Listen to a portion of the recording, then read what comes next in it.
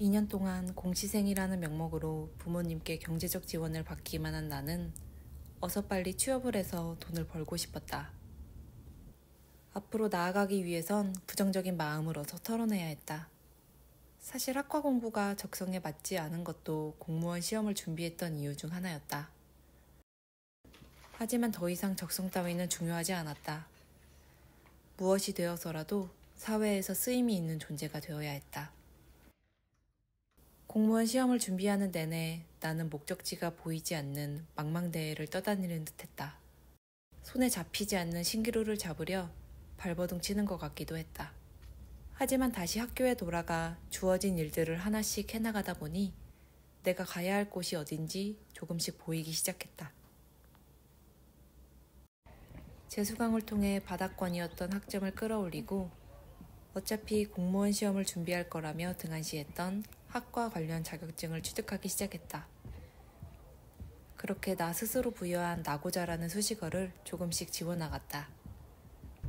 하지만 2년을 공무원 시험을 준비로 보내고 온 사람에게 취업시장은 그렇게 호락호락하지 않았다. 간신히 평균 정도로 맞춰놓은 학점, 남들도 다 가지고 있는 자격증, 변변치 않는 직무 경험으로는 서류 심사조차 붙기 힘들었다.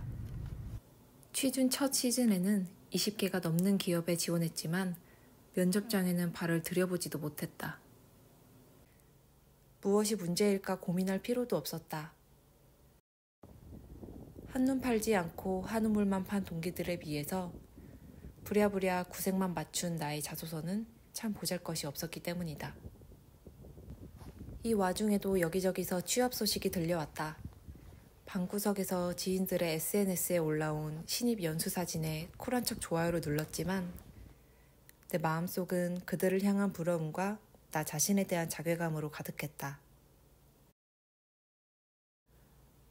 동기의 취업을 진심으로 축하해주지 못하는 내가 한심했다.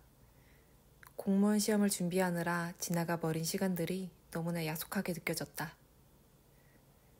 이 수많은 회사 중에서 내 자리 하나 찾는 게 왜 이렇게 어려운 걸까 싶었다. 채용 공고가 올라오는 족족 모두 지원을 하던 중 다행히 한 회사로부터 면접을 보러 오라는 연락이 왔다.